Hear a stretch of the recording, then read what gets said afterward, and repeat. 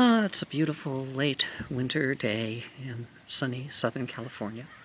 We do have a rainstorm coming, but right now, oh my gosh, the citrus is in bloom, and there's blossoms on both our large and small avocado. The large avocado was our Christmas tree one year when we couldn't afford one, and we had to lop its top off to carry it all the way down here to Southern California from Salem, Oregon, where we were living, and it survived and prospered. It brings us many avocados each year, and the squirrels usually eat all but two. And this little guy here, this is a ficus that we had for years and years and years in an itty-bitty bowl. I mean, about the size of this cup holder. That's how big the bowl was. The ficus was only that big with a great big root and just a few little branches. And it stayed like that, like a bonsai, until we gave it its freedom. And since then, it has just grown and taken off. And this avocado here was planted by squirrels. It just showed up one day, and we nurtured it. There's a tree back there. You can just see that one right there. Okay, this one right here.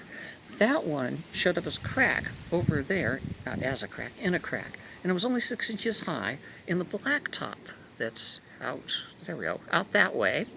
And we nurtured it until it got about a foot high, and then we transplanted it, not expecting it to live, but it's a liquid amber. And it's liquid amber, and it's really lovely. And this right here, this is a loquat that we planted. Loquats bloom in February. They fruit in February.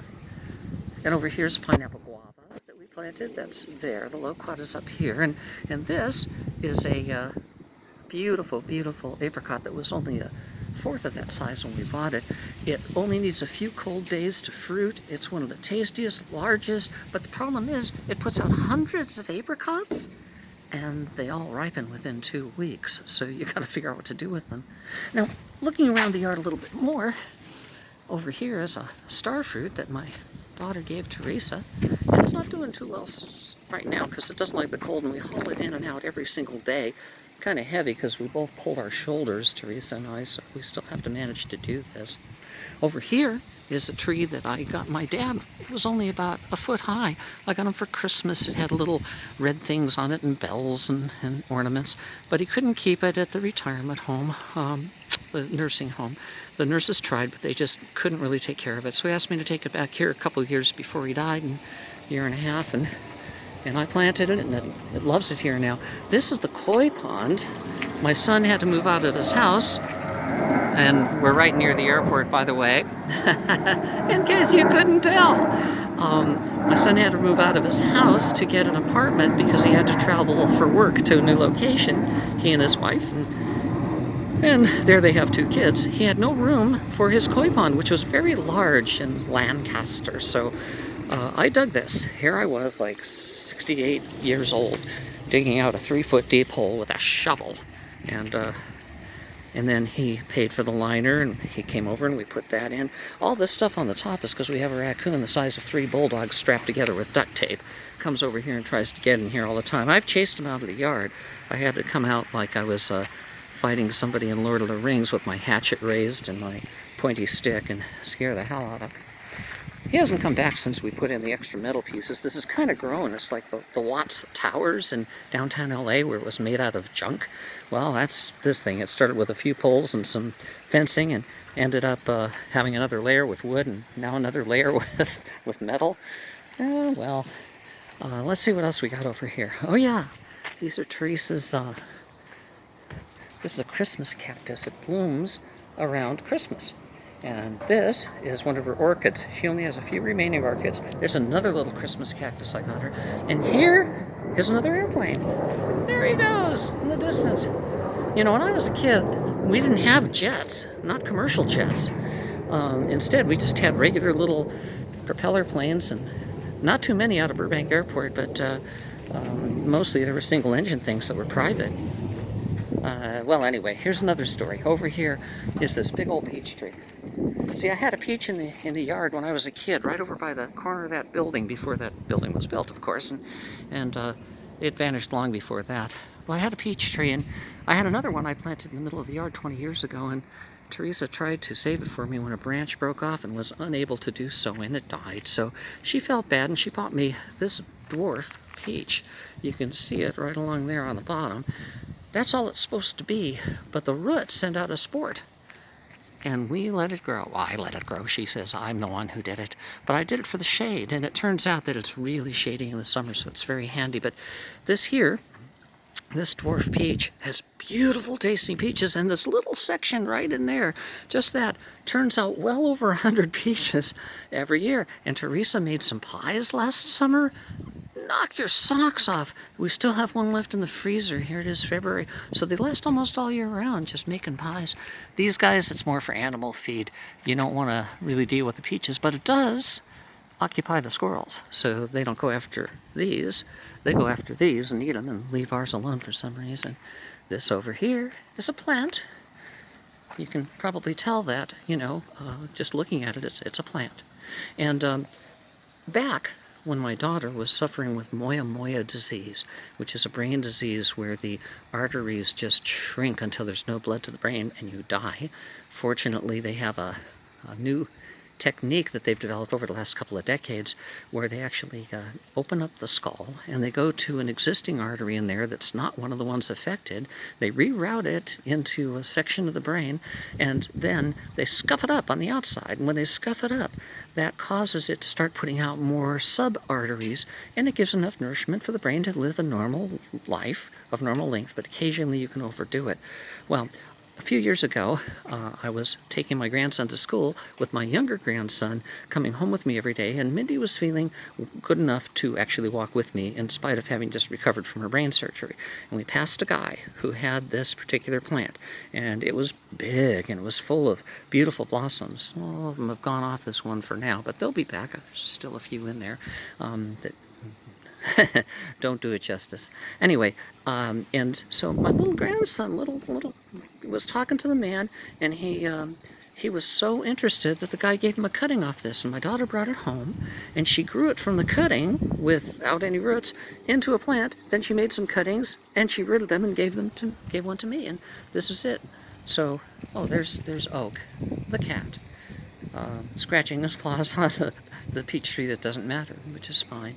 So every plant here has some kind of a story behind it, pretty much. Makes it a wonderful yard. But the reason I started this video this time was to give you an update on my studio. Beautiful, beautiful day. Just a fantastic. In fact, I went up in the hills and took a walk in Burbank all the way up into the hills and down, 2-mile round trip with me weighing a lot more than I should, and also being 70 years old right now, just turning 70. So I still need the exercise, and it was a gorgeous day. I couldn't waste it, nice and warm. But what I've been doing here in my studio is I really want to make it a proper studio, but as you see, it's dark. There's no light. The walls are just kind of that masonite stuff. They have holes in them. There's all kinds of spider webs. I've had a couple of shop spiders, daddy longlegs like Joe and Sam. But what I'm doing is taking each box of the 48 boxes I have in storage of the memorabilia I've collected over 7 decades, and I'm putting labels on it so that people can read, maybe my kids, when I kick the bucket, they can come in here and find out exactly what it is with the headline, and then read a little bit about what's inside, and decide if they just want to trash it, or paw through it, or give it to Goodwill, or sell it, or re-gift it? I don't know. But anyway, I just started this project in here today of stacking up ones that I've already labeled, and so I can get at things like my guitars and some of my keyboards. I have a new keyboard in the house. Here's what I'm running into. This is a bunch of important... Everything here has a story. I mean, my dad painted a picture of my stepdad on this chess set, and these 3... Monopoly boards. One of them belonged to my grandparents, and the other 2 were when I was a kid, and I used to put them all 3 together since I was an only child in my stepfather family. Grew up just with me, and I would play Monopoly with myself over 3 boards. Yeah. And anyway, there's lots of stuff. Oh, I gotta show you this. I don't think I've shown anybody this before. This, right here, is really special. We were cutting lumber. Let's see if I can get it set up right. We were cutting lumber, and I discovered this one, and we called it the Log Lady. All right, you can see why. Anyway, the Log Lady, that's a character in the television series Twin Peaks. She used to walk around with a log under her arm, and she would make strange comments about things, and that's her function, kind of a one-person Greek chorus. Anyway, but So I decided to name this log lady, and I thought it would make a lovely lamp. But that's my sense. And over here, you know the game Risk? Okay, when I was in wood shop, I made a Risk board out of wood using a jigsaw. It's pretty cool. So there's tons of things that I want to explore and talk about, and I've got a new series on my YouTube channel. It's called Now That I'm 70, and it allows me to talk about these things and why they're special memories, and each one has one, you can tell. Anyway, eventually I think I'll branch off and do some other commentaries in that particular playlist as well. Well, I'm going to wrap this up just with a couple other notes. Teresa, who's a woodsmith, we've got all this wood from a tree that I had planted, a mulberry tree I'd planted in the backyard when my daughter was young. It was right over here, kind of in the middle of the yard, because she needed to use the mulberry leaves to feed silkworms as part of a school experiment. Well, the silkworms didn't fare too well, and I had to put them out of their misery, and it haunts me to this day. But after the guys came to take down the tree, Teresa discovered she could make lumber out of this. So she has been cutting it up and making wonderful projects out of this mulberry wood, which is hard to get, and even has just starting a YouTube channel to show the process. And I've been filming her all week with video. You know, I used to be a film director. I used to be a contender. Look that one up. That's a quote.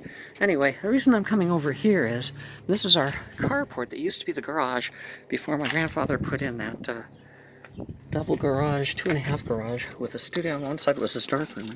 Can I even see in here with this much light? Yeah, a little bit. Okay. This whole place has all my 48 boxes of collectibles that I have saved, mementos, memorabilia, items from my childhood. Like up there is that's a little suitcase you see up there. That's only about 12 inches wide. It's when I went to have my tonsils out. And then after I had my tonsils out and put my clothes in there to go, my mom bought it just for that. And my dad, that she was divorced from, paid for the whole thing, $750. And anyway, then later, when I was 9, I got interested in coin collecting, and that became my coin collection. I drew pictures in there of magnifying glass looking at a coin with half of it magnified and half of it not magnified. There's some insulation. There's a whole story behind that you don't need to hear right now. But anyway, so 48 boxes. It's every time I make one of these videos, I talk about the 48 boxes the way Arlo Guthrie talks about the 8x10 glossy photographs in the Ellis's Restaurant Massacre. Anyway, so it's always 48 boxes. 48 boxes. I keep coming back to the same theme. Believe me, this is not nonsense. If you look these things up, like the Ellis's Restaurant Massacre, you'll hear him repeat. And Officer, whatever his name was, with the 40, with the 8x10 glossies and the this and the that. I'm just referencing things that no one's ever heard of because I just turned 70. Anyway, so that's it.